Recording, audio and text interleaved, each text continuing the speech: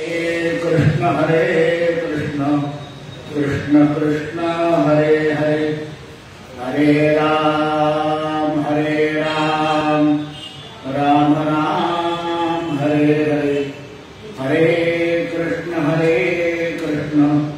कृष्ण कृष्ण हरे हरे हरे राम राम राम हरे हरे हरे कृष्ण कृष्ण कृष्ण हरे हरे हरे राम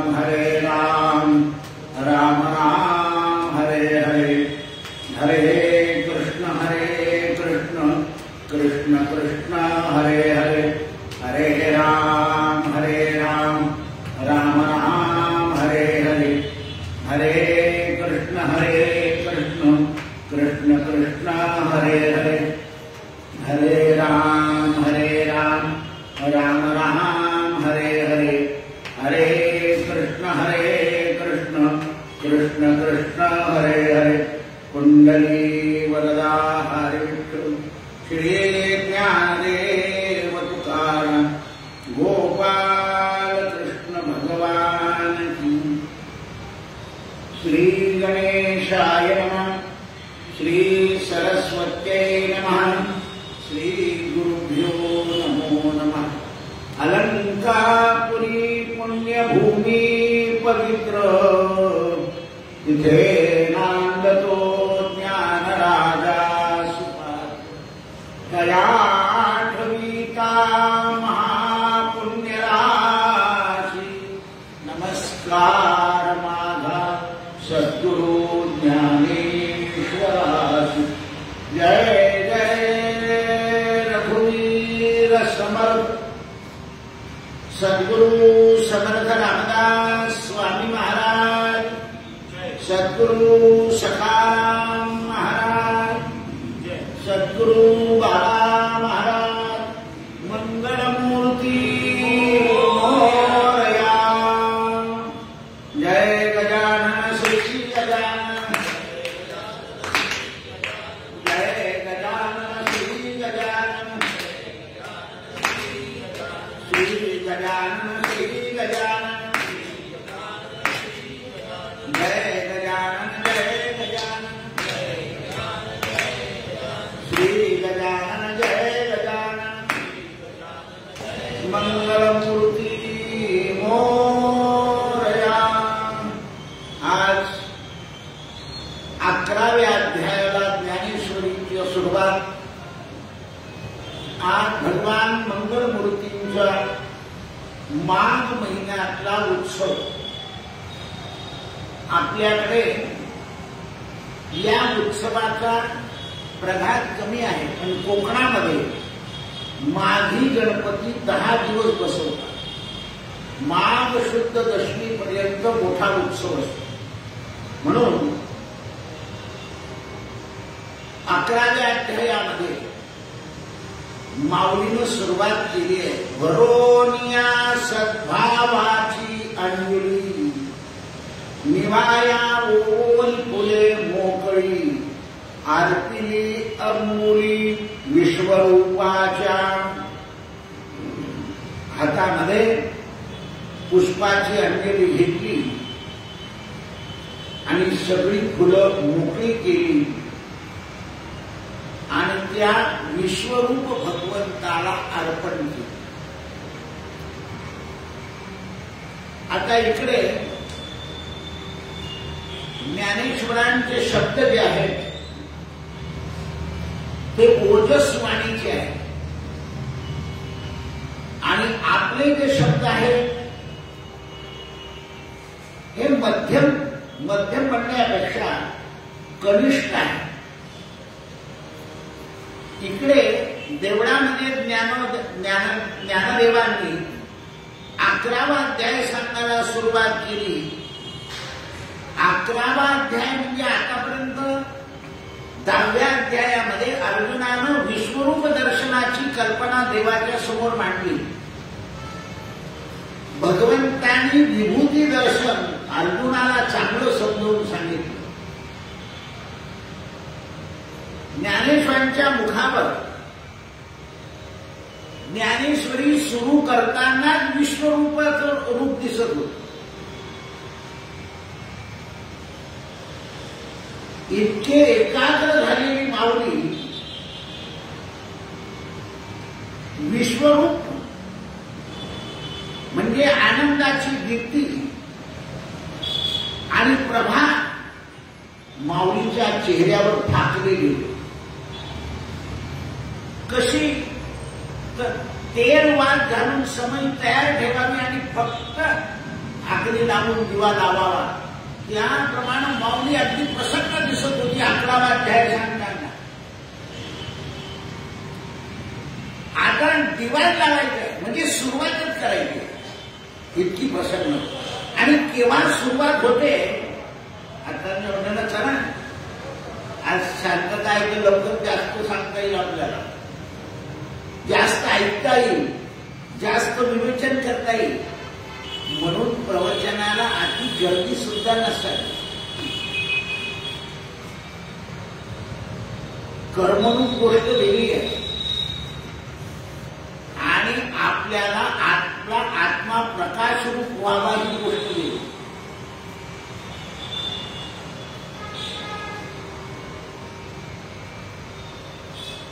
श्रोत्या समुदायावर आतुरतेचा आनंद होता की आज काय सांगणार 11व्या अध्यायात.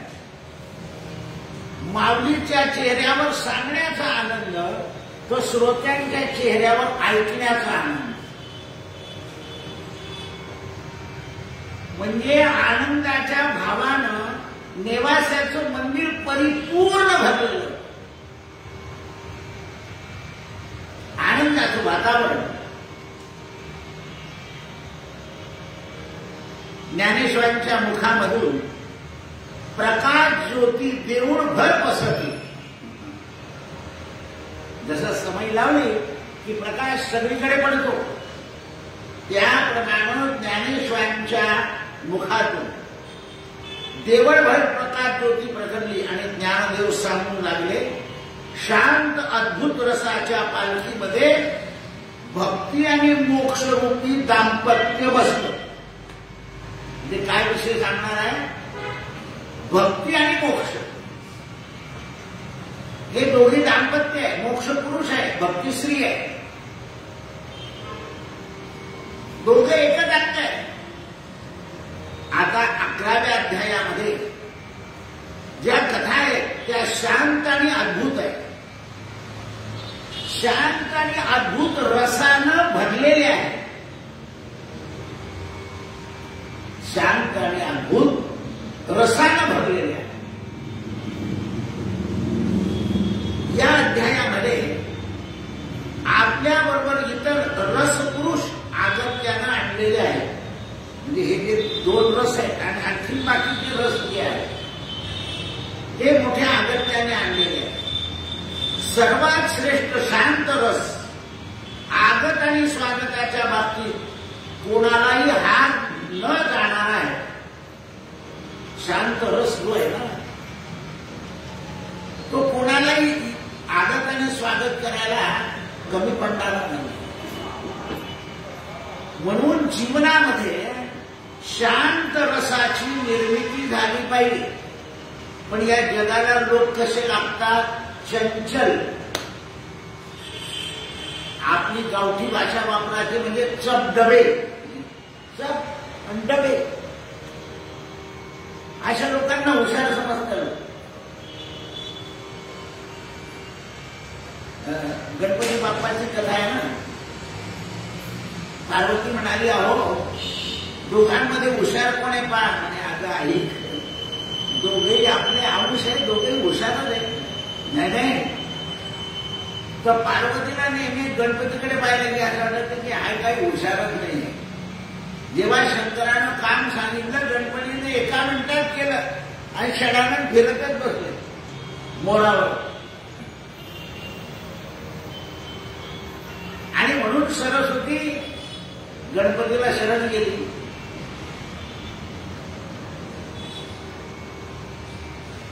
आता अद्भुत रसाला विनंती केली की आज आपण भक्ती आणि मोक्ष, अलौकिक वधूवराच्या लग्नाचा वाढदिवस साजरा करा. आज मंगलमूर्तीचा काय आहे? वाढदिवस. लहान लहान मुलं म्हणतात ना, आज गणपतीचा बर्थडे आहे, मग केक नाही ठेवला इथे, कारण त्यांना ती सवय लागली आहे. म्हटलं इथे गुळ खोबरं असतं.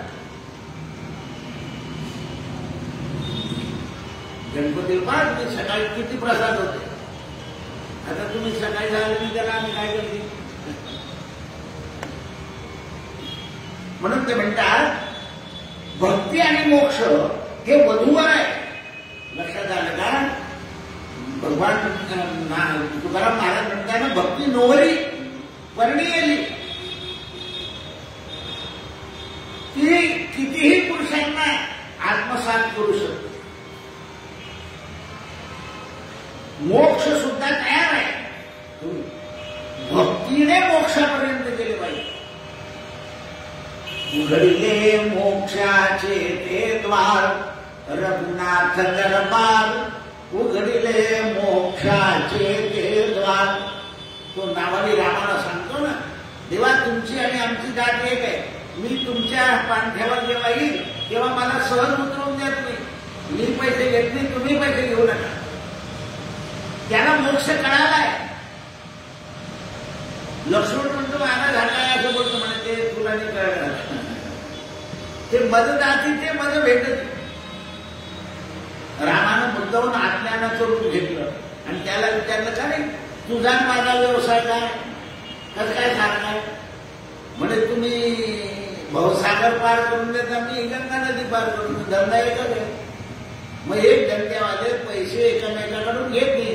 दोनच समाजात धंद्याचे लोक असे परीट समाज आणि नारी समाज आपल्या भाऊबंधाकडून पैसे घेत नाही. बाकीचे सगळे समाज सोडत नाही.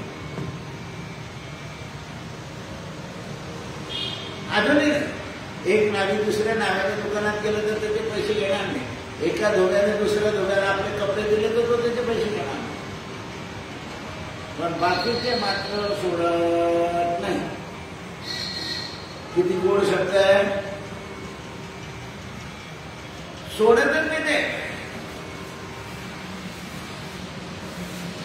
आता मोठे लोक काय म्हणणार, त्यांचं तेवढं किंमत जी कमी असते ना तेवढं सोडायला काय हरकत आहे.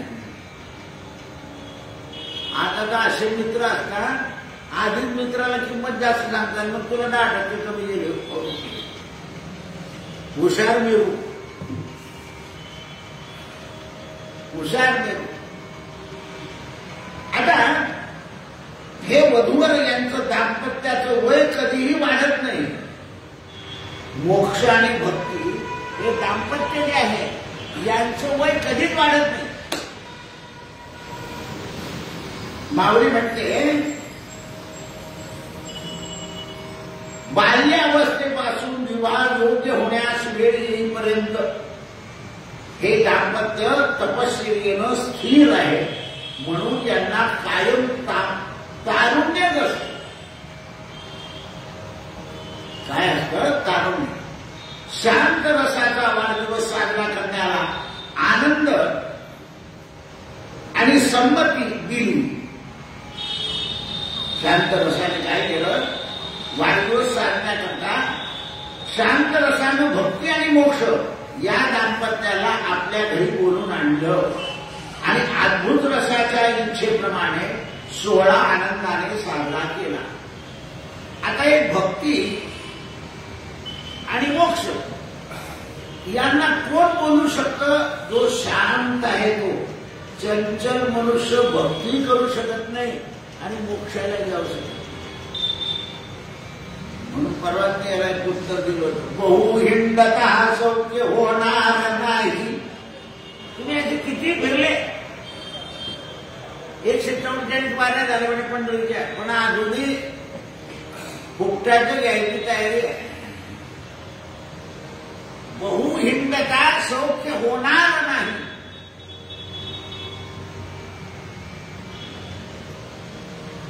अति हिंडत तर सौख्य नसतं. कामापुरतं केलं आणि तत्व जर आणलं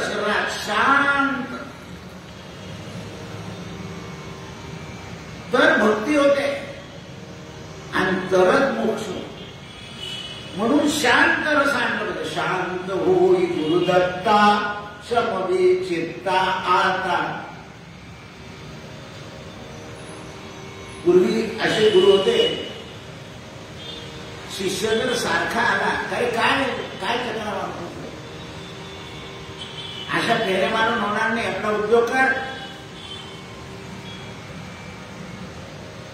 आणि आपलं काम सुद्धा जो धनिक आहे, ज्याच्या उदरभरणाची ज्याला काळजी नाही, अशा लोकांना सद्गुरू लोक काम सांगायचे. हल्ली काय झालं, हे गुरु परंपरेतले लोक कोणालाही कामाला लावतात, बिचाराचं घरचं पुरं होत नाही, मग तो दारचं करायला जातो, तो कधीच होतो, पोरा बाळांच्या आई बाबांच्या शिव्याच खात बसतो. म्हणून गुरु तसं बलवान पाहिजे की याचं काय आहे. पण शिष्यांपुढे एवढं सांगायचं, गुरुसेवेत भाग्य बदलतो, गुरुसेवेत भाग्य बदलणार, तुमचं 22 वर चालू बदलत नाही ना अजून.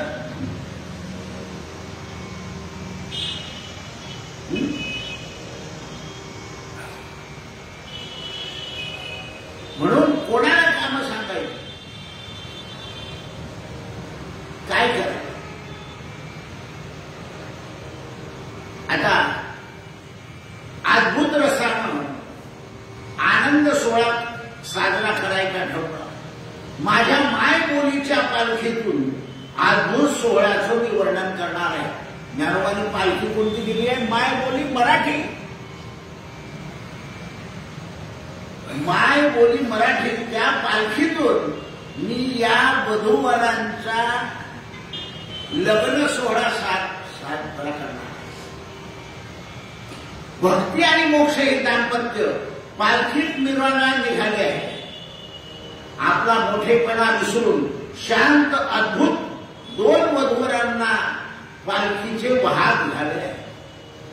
या दोघेही वधूवरांना वाहून देण्याची जबाबदारी शांत रसाने घेतलेली आहे. पण तुम्ही रथाला चंचल घोडे असले तर रथ पडून जातो. इंद्रियों के घोड़े संयम में पड़े, नहीं तो अड़े तो अड़े.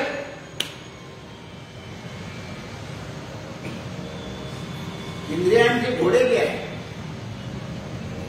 ते संयमामध्ये असले तरच शांत रसेल, नाहीतर चंचलानं मन इंद्रिय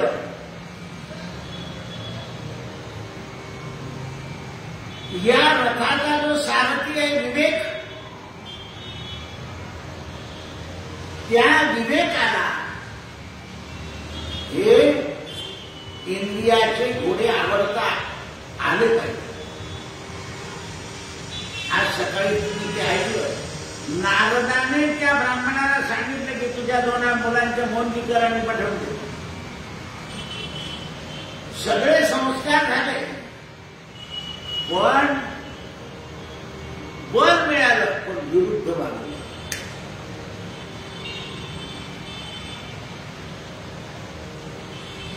शेवटी आई वडिलांना वाईट वाटलं की असे पुत्र का आले.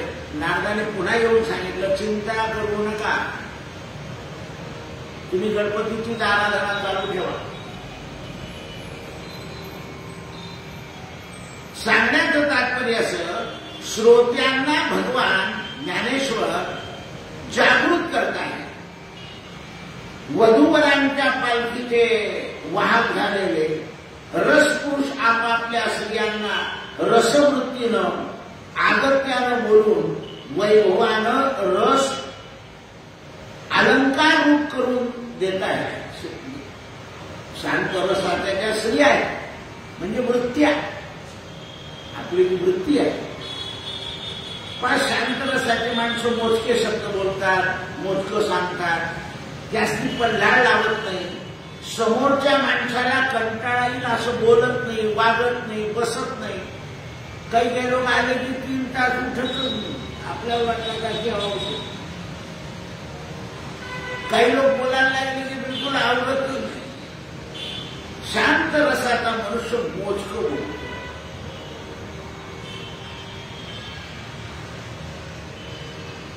मंदिरात बसल्यावर सुद्धा नामस्मरण करतोय असं बोलत.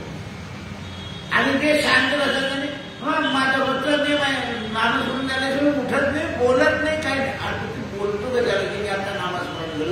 बोलायचं नाही. इतकं शांत रसाचं महत्व आहे. आणि जेव्हा शांत रस आपल्या वृत्तीत येतो त्यावेळेला भक्ती आणि मोक्ष आपल्या आजूबाजूला होतो. भक्ती आणि मोक्ष आपल्या आजूबाजूला भेटतो. श्रोते, सूचक शब्दाने मी आपल्या अलौकिक सोहळ्याची कल्पना करून दिली. आता आपण आपल्या कल्पनेच्या डोळ्यांनी अद्भुत समारंभ डोळ्यापुढे आणा. माऊली सांगते की भक्ती आणि मोक्ष पालखीत बसले आणि पालखी घेऊन शांत रस चाललाय. हे चित्र तुम्ही डोळ्यापुढे उभं करा असं माऊली सांगते. सगळे श्रोत्यांनी डोळे लावून घेतले आणि माऊलीच्या शब्दाचा चमत्कार असा होता की भक्ती आणि मोक्ष पालखीत बसले आहे आणि शांत रस पालखीत येतो.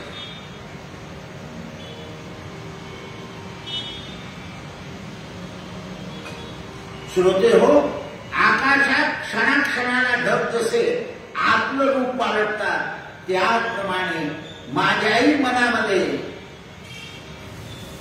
शांत अनेक कल्पना मनोहरी निर्माण होत आहे. एखाद्या कल्पनेवरून माझं मन स्थिरावत आहे तोपर्यंत दुसरी कल्पना निर्माण होते आणि ती रूप पालटते.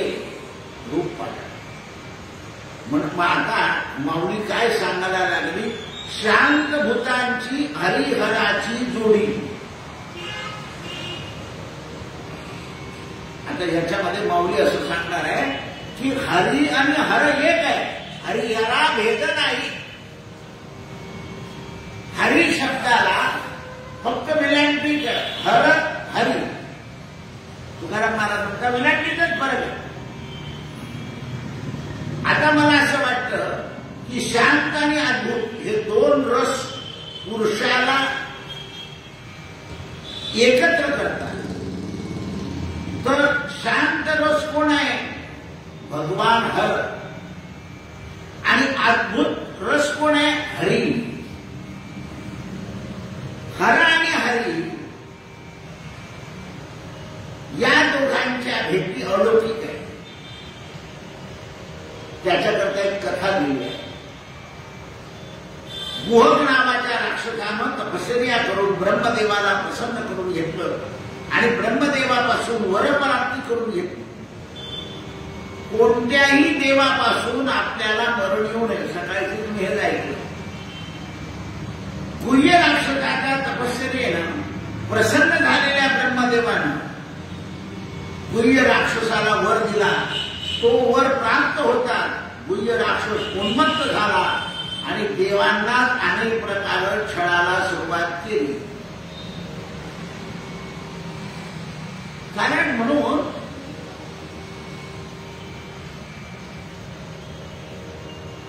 मग देव तरी असं वर का देतात? तर तपश्चर्येचं फळ स्वतंत्र आहे. जो तप करेल त्याला फळ मिळेल. आणि फळ मिळण्यावर त्याने सद्वासना केली की असद्वासना केली हे त्याचा प्रश्न आहे.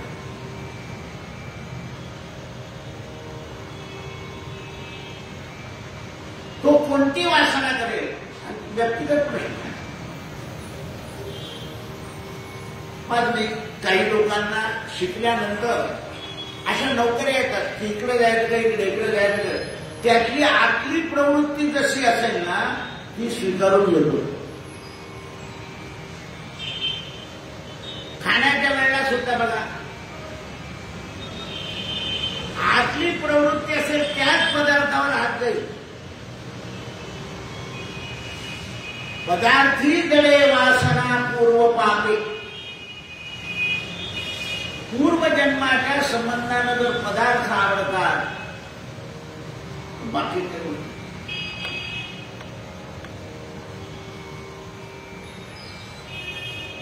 ब्रह्मदेवानं वर दिला. त्याने देवाला छळांना सुरुवात केली.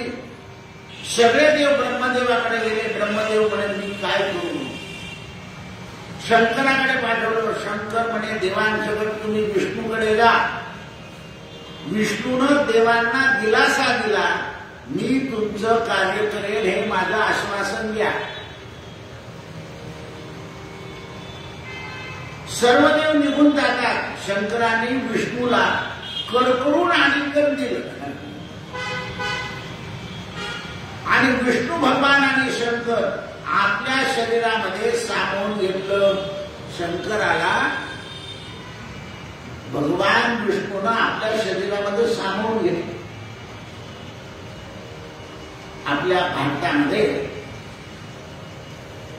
एक समाज आला, मी नाव सांगत नाही, त्यावेळेला त्यांनी आपल्या सनातन धर्माच्या लोकांना सांगितलं आम्ही तुमच्या देशात असं राहू. तर त्यांनी 2 ग्लास ठेवले दुधाचे. एका ग्लासामध्ये पाणी टाकायला सुरुवात केली, थोडं थोडं थोडं. तर दुधाच्या ग्लासात पाणी टाकायला सुरुवात केल्यामुळे दूध आणि पाणी एकत्र झालं आणि ग्लासातून दूध पाणी खाली पडायला. म्हणे असे वागायला काम केलं. म्हणे नाही. मग दुसरा जो ग्लास होता त्याच्यामध्ये साखर टाकली, हलवलं, साखर टाकली, हलवलं, साखर टाकली, हलवलं. काही साखर बिघडत गेली दुधामध्ये आणि आजही तो समाज भारतात तसाच राहिला. पण मोठमोठे अब्जोनी कोट्याधी जगाचं काम चालू होतं. केव्हाही प्रेमानं मिसळलं गेलं. साखर आणि दूध काय झालं? ओतून गेलं ना. पाणी टाकलं तर ओतू गेलं आणि ओतू गेलं की नाही. म्हणून सगळ्यांनी प्रेमानं राहावं. गावामध्ये, देशामध्ये, राज्यामध्ये. आज लोक आलेलं लग्नावरून मला एका जन्म झाला. एका हॉलमध्ये आम्ही लग्नाला गेलो. तिथे मोठा बोर्ड लावला होता आणि मास्क लावल्याशिवाय कोणीही मध्ये हॉलमध्ये प्रवेश करू नये. एकाने लावलेलं नाही.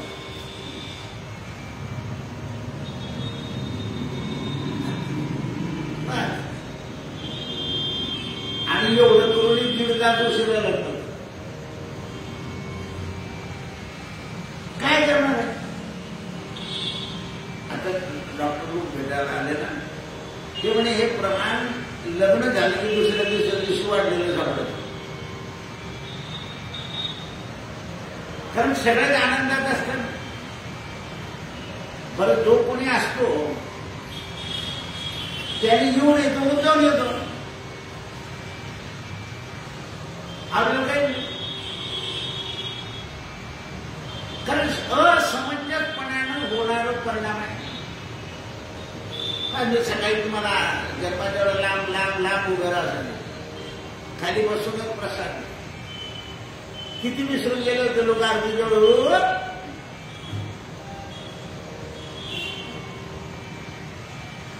असं एवढे आपत्ती येत आहे. कोण करत हे? अज्ञान. एवढे शिकलेले सवरलेले सुद्धा अज्ञानच आहे. त्यावेळेस शंकरानं मिठी मारली. भगवान विष्णूनं आपल्या अर्ध्या शरीरामध्ये सामावून घेतलं. गुह्य राक्षसाचं परिपात्य केलं असं आश्वासन दिलं. म्हणून भगवान अर्धनारी नटेश्वर झाले. हरिहर शंकर आणि विष्णू हरिहर गेलं. अर्धनारी नटेश्वर विषय दुसरा आहे.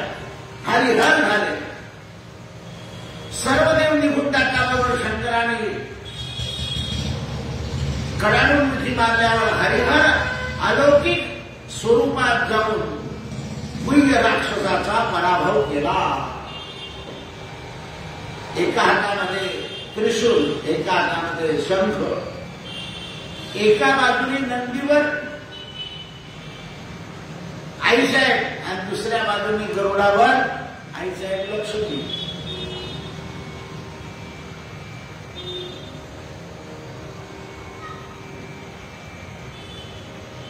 हरिहरांनी अलौकिक स्वरूपामध्ये विष्णूनं आणि शंकरानं नेहमी राहावं अशी प्रार्थना केली. त्या हरिहराच्या ऐक्यासारखी कोणता दिवस असतो तर चंद्र आणि सूर्य हे अमावस्येला एकत्र राहतात. जेव्हा अमावस्या लागते, ज्या दिवशी अमावस्या असेल त्या दिवशी ज्या राशीला सूर्य असतो त्या राशीमध्ये चंद्र येऊन जातो.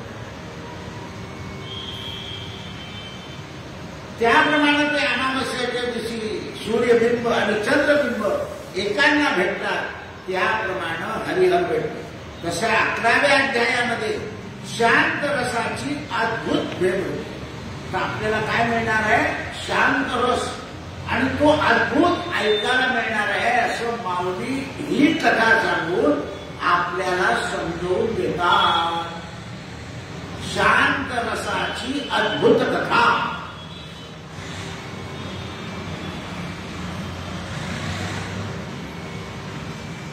दुसरं उदाहरण दिलंय. गंगा यमुना 2 नद्यांच्या संगमावर जसं प्रयाग क्षेत्र वसलेलं आहे, प्रयाग क्षेत्रावर स्नान करून लोक ज्याप्रमाणे आपल्या पापातून मुक्त होतात, तसं अद्भुत या 2 रसांच्या अध्यायातील संगमावर विश्वरूपाचं दर्शन होईल. प्रयाग क्षेत्र निर्माण झालं गंगा यमुनांच्या प्रीती संगमानं, आणि सरस्वती त्या दोघांना येऊन गुप्त भेटली. सरस्वती त्या दोघी नद्यांना येऊन गुप्त रूपाने भेटली. त्याप्रमाणे शांत अद्भुत रसाचं अवलौकिक संगमात गीता मध्ये सरस्वती गुप्त आहे. काय रस आहे? अलौकिक रस, शांत रस आहे. आणि याच्यामध्ये भक्ती आणि मोक्ष सांगितलंय. म्हणून भगवद्गीतेमध्ये सरस्वती गुप्त आहे. ब्रह्मविद्या योगशास्त्रे श्रीकृष्णार्जुन संवादे.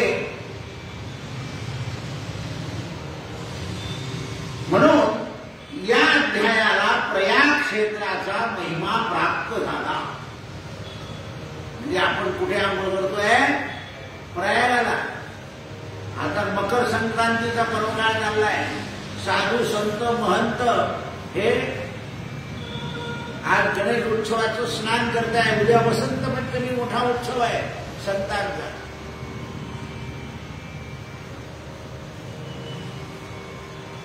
तर आपल्यालाही हा 11वा अध्याय आहे.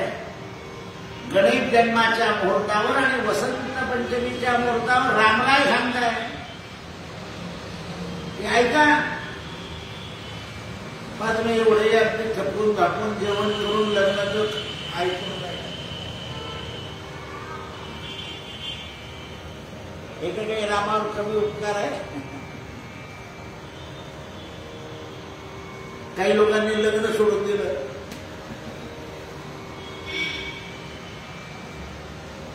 एवढं म्हटल्यावर ज्ञानदेवांनी सरसकट दृष्टीनं सद्गुरू निवृत्तीनाथांकडे पाहिलं आणि अश्रू भरलेल्या डोळ्यानं पाहत पाहत म्हटलं, माझ्यावर झालेल्या सद्गुरू निवृत्तीनाथांच्या कृपेनं गीतेची पावन गंगा सर्वांना सुलभ झाली.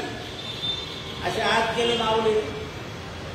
माझ्यावर गुरुची कृपा झाली, माझ्या निवृत्तीनाथाची, आणि ही पावन गंगा नेवासेच्या मंदिरात प्रगट झाली. सद्गुरूची कृपा असल्याशिवाय, सद्गुरूची कृपा असल्याशिवाय मला आताही त्यांनी म्हटलं, तुम्ही भागवत कराल का? तर मला माझ्या सद्गुरूनं चांगली एक कानात दिलेली आहे. एकदा मी तुम्हाला सांगितलं होतं उदाहरण. मी या पूर्व दिशेला भागवताला गेलेलो होतो आणि समाज चांगला जपलेला होता. मी बाबांना रोज तिथे 12 वाजता एकदम त्यांनी जेवण केलं, डबा केला की गाडी बसून तिथे यायची. भागवतात म्हणजे 1:30-2ला पोहोचून जायचे. ते बसले, मी भागवत सुरू केलं की 10-15 मिनिटांनी परत ती गाडी त्यांना इथून आणायची. एकदा त्या गावामध्ये भागवत सप्ताह सुरू झाला. 4थ्या दिवशी पौष महिन्यामध्ये एवढा देव उठला गडगडून की आता या सगळा पाऊस पडणार. मी सगळ्या लोकांना म्हटलं, गोवर्धन पर्वतावर असा इंद्र पोकला होता, तुम्ही काही काळजी करू नका, तुमच्या गावाच्या आजूबाजूला पाणी पडेल पण गावात पाणी पडणार. आणि तसंच झालं. शेतातून बैलगाड्या घेऊन चुंब यायच्या आणि आमचं रस्ता जो होता तो शेतकऱ्यांच्या याच्यातच होता. ते पण असं तिकडून काही लोक आले तर फक्त गावात पाणी नव्हतं सगळीकडे. आता ही कोणीतरी बातमी यांना सांगितली की असं झालं बाबा. दुसऱ्या दिवशी दुसऱ्या माणसाच्या हाती निरोप पाठवला, गारुड्याचा खेळ बंद करा.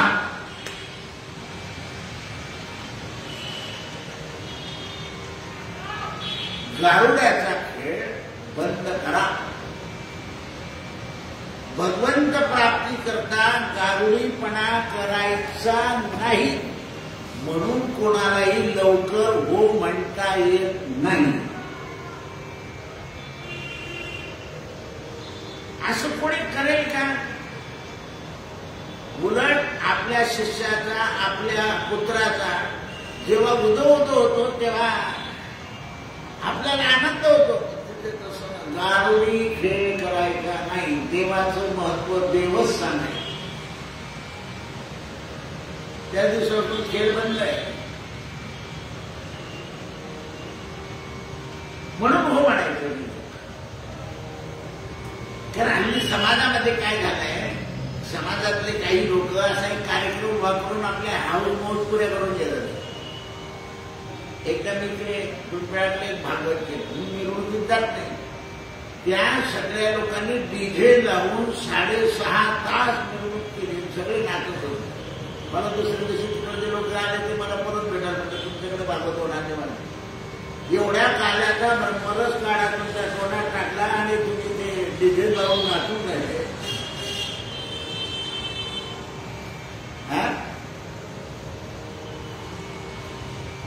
भंडारा चालला तर तांब्यामध्ये वरून भरून राहिले प्रधान. काय काय खाणार?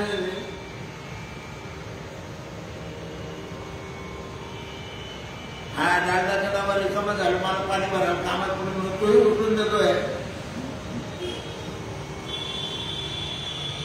येई ब्रह्मरस काढा तेने होय जन्म मरण निवाडा. आता वैद्य लोकांनी काढे बंदच करून टाकले. काढ्याने काय होतं, आपल्या शरीरातल्या नसांमध्ये असलेला कफयुक्त वात बाहेर निघतो. बघ या आजारावर काय उपाय सांगितलाय, वाफ घ्या, वाफ घ्या, वाफ घ्या, वाफ घ्या. आपण त्याला कंटाळा करतो म्हणून तो वाढतो.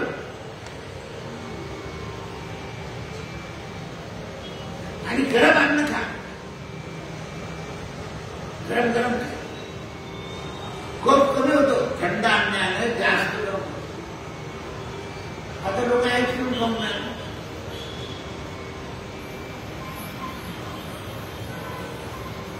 अशाने विकार वाढतात. पूर्वी 8 फेब्रुवारीला कुल्फीची आणि आईस्क्रीमची परवानगी मिळायची नाही दिवाळीची. आता काही तो नियम राहिला नाही. आजोबाने नातवाने मागितलं ना आजोबाने आणलं असं झालंय. तो नातूच खातो आजोबा म्हणून आपण काय पाप केलंय चालले.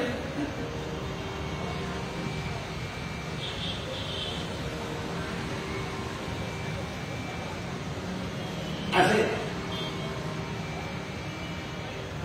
म्हणून अद्भुत रस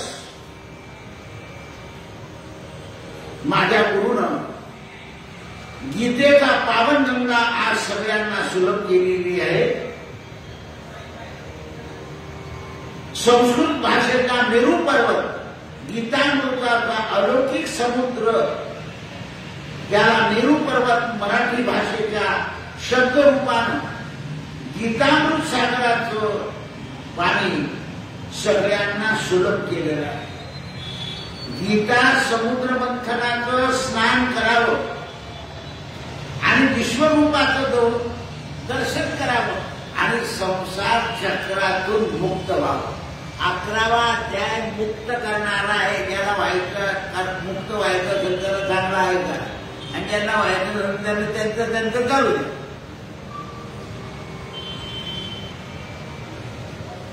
काही काही लोक देवाला म्हणतात तोच लबाड आहे, आपल्याकडून काही होऊ देत नाही. तो कशाचा लबाड?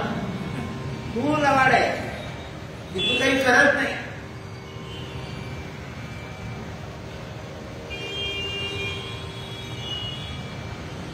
असो हे रूपक गुण. 11व्या अध्यायामध्ये नवरसाची मूर्तिमंत स्वरूपाला घातलेलं आहे. ज्ञान इच्छुक लोकांनी श्रवण सुखाचं राज्य प्राप्त करावं. आता विश्वरूप दर्शन आणि प्रयाग माधव मोक्षाची गुप्त सरस्वती. प्रयागाला कोण देवता आहे? माधव. म्हणून तिथे वेणी माधव आहे. माधवाचं नाव काय आहे? वेणी माधव.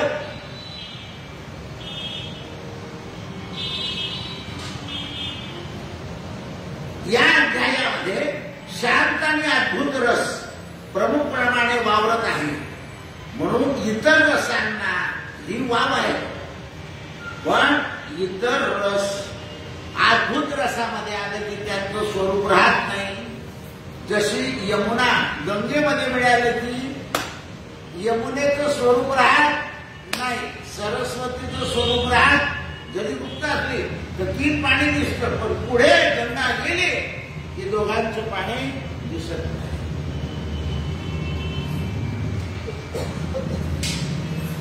या अध्यायाचं विशेष कौतुक म्हणजे या अध्यायात वर्णन अगदी तोटक वाटतं, कारण अध्याय हा मोक्षाचा स्पष्ट दर्शन करून देणार आहे. अध्याय विश्वरूपाचं विश्रांती स्थान आहे. भक्तश्रेष्ठ हा अर्जुन खरोखर दैववान पुरुष राजा आहे, कारण या अध्यायात त्याला विश्वरूपाचं दर्शन करणार आहे.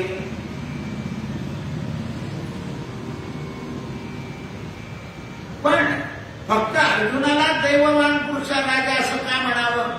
कारण गीतार्थ हा मराठी भाषेमध्ये माऊलीने आपल्याकरता आणला नाही. एकदम भावनेच्या अवेगात ज्ञानदेवांनी श्रोत्यांना नमस्कार करीत लढवाळपणाने म्हटलं की तुम्ही संत स्वरूप श्रोत्यांनी माझ्या बोलण्याकडे लक्ष द्यावे. मी आशा करता म्हणतो की माझा लहानपणा मला पूर्ण माहीत आहे. मी तुम्हाला संत श्रोत्यांना सांगतो की मी लहान आहे, मलाही जास्त वर्णन करता येत नाही असं ज्ञानेश्वर म्हणतात. आणि आम्ही ज्ञानेश्वरी सांगायला लागले की मोठा फोटो बुवाचा आणि ज्ञानोबाचा छोटा. तुम्ही हँडवर पहा एकेकाचे. एवढं सांगून ज्ञानेश्वर म्हणतो मी लहान आहे.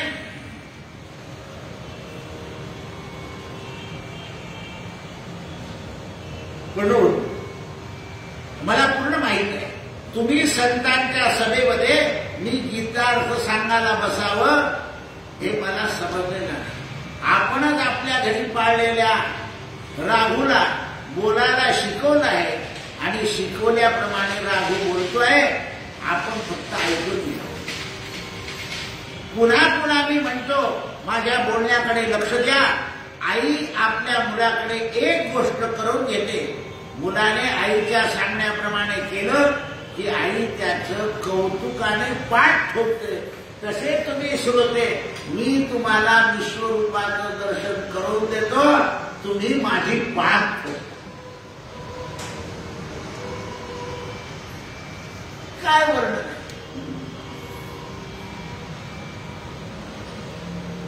आनंदाच्या सागरामध्ये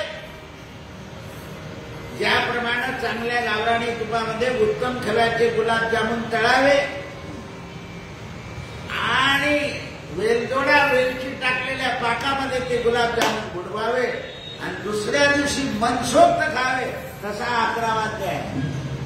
आता जमलं तर पहा. मनसोक्त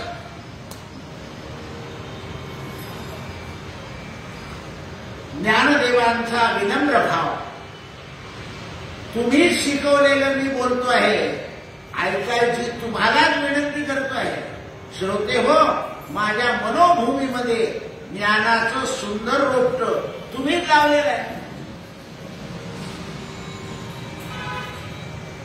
श्रोत्यांना केवढा मोठेपणा दिलाय. काही लोक काय सांगतात, लोकांनी लक्ष द्यावं म्हणून माऊली म्हणते. नाही, माऊली स्वतःकडे लहानपण घेते. लहानपण दे का देवा, कर्तृत्वाचा, ज्ञानाचा, श्रीमंतीचा, सत्तेचा मोठेपणा आला की सगळा भाव बदलून जातो. श्रोते हो, नवरुषी भाव फुलांनी फुललेली आणि ज्ञानवृक्षाला नाना अर्थरूपी फळांनी फळं आलेली आहे. हे तुमच्या कृपेच्या हाती आहे. तुमच्या कृपेने या जगाला श्रवण सुखाचा आनंद लुटायला मिळेल. काय करायचं आहे तुम्हाला? श्रवण सुखाचा आनंद, त्याला ऐकायचा आनंद आहे. पण तुम्ही बऱ्याच लोकांचं आता मी वर्णन करतो, कोण कोण बसतं त्याच्यामध्ये बघा. संध्याकाळी दुपारी आपण बसलेलो असतो, एकदम आठवण येते की आपल्याला ज्ञानेश्वरी ऐकायची. किती वाजले? 5. तुम्हाला वेळ आहे, पण 5 वाजेपासून आपल्याला जायला मिळालं पाहिजे. आज काय निघेल आपल्याला ऐकायची उत्सुकता उठणार. आता ज्यांना उत्सुकता ते नाही म्हणतात, ते दादा कधी सभाटलाच बसतात. आणि आज दादा 8 वाजून 10 मिनिटातच बसून गेले.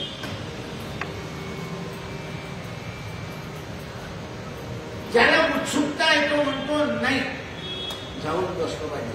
बसलो तर देवळात बसल्याने पुण्य तर होईल. आणि तो उत्सुक नसतो तो काय म्हणतो, काही लोक बाहेर आणि कोणीतरी अशा भेटून जातो, केव्हा सोडून जातो, आवाज दिला सोडून गेला असं.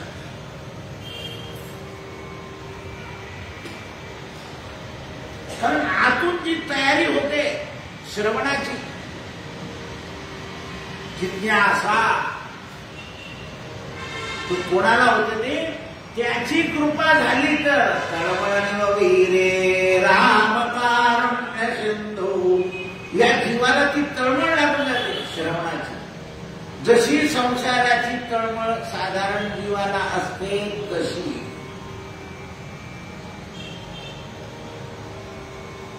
ज्ञानदेवांच्या भाषणानं प्रमुख श्रोते असं म्हणाले, ज्ञानदेवा तुमच्या बोलण्याकडे आमचं पुरेपूर लक्ष आहे.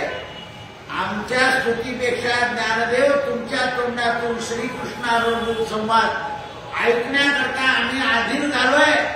आमची स्तुती बंद करा. ज्ञानदेवांनी निवृत्तीनाथाकडे पाहिलं, घळ अश्रू ढाळले आणि प्रवचनाची वेळ संपली. हरे नमः, हरे नमः, हरे नमः.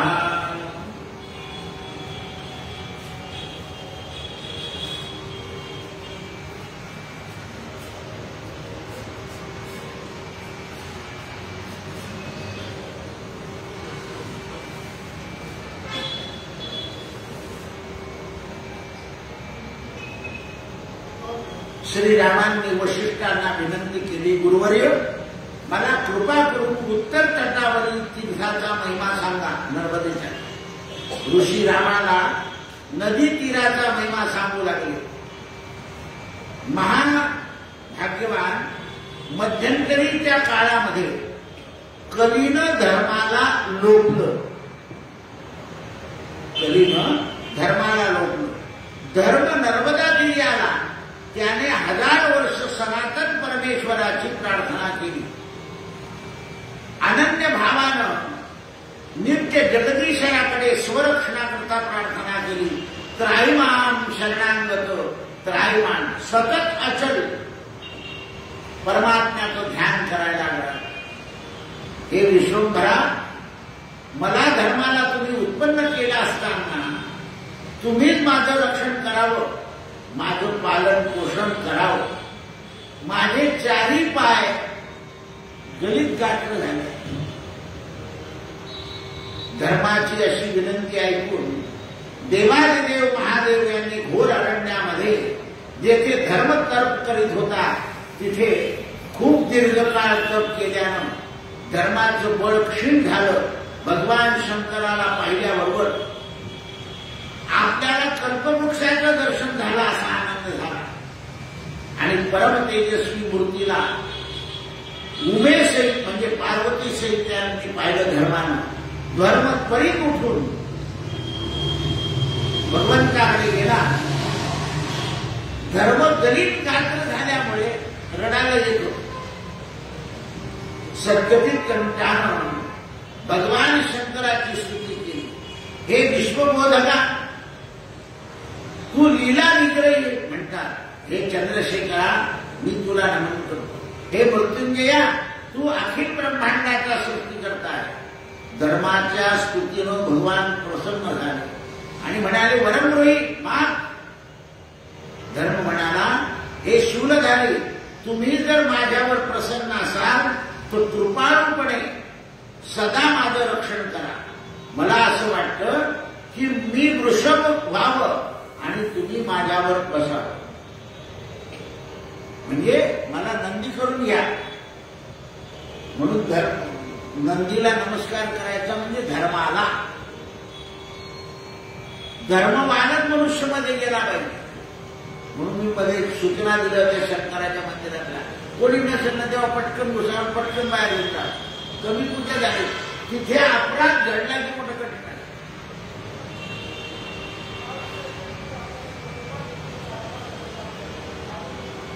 धर्माची विनंती ऐकून शंकरानं पार्वतीकडे पाहिलं. मग काय सुचवलंय, घरात कोणते काम, हा नौकर ठेवू का, हा ड्रायव्हर ठेवू, कोणाला विचारलं शंकरानं. ज्या घरामध्ये मनुष्य बाईचं बिलकुल ऐकत नाही तिथे घोटाळे फार होतात. आणि एक दिवशी ब्रह्म घोटाळा होतो. कारण आईसाहेबांकडे पाहिलं, धर्माला आपलं वाहन म्हणून स्वीकारायची विचारणा केली. पार्वतीचं त्या विचारल्यानंतर भगवान शिवपुरुषानं प्रपंचात भागलेला विचारल्याशिवाय काही करू नये हा आदर्श घातलाय. पण रामाने द्यायला कोणाला सांगितलं, नावड्याला, सीतेला, त्याला. म्हणून पुरुषांनी एकमेकाचा सन्मान करावा, एकमेकांचा आदर करावा, हा मार्ग अवलंबला आहे. सर्वांचं हित श्री पती भक्ती सोडून जगामध्ये करू शकतो. म्हणून पुरुषांनी स्त्रीचा आदर करावा. पार्वती मातेनं धर्माचा प्रस्तावाला होकारा दिला आणि भगवान शंकरानं नंदीला वाहन होण्याचा वर दिला. तथास्तु. सत्यगुरु राय कृपा मग केली.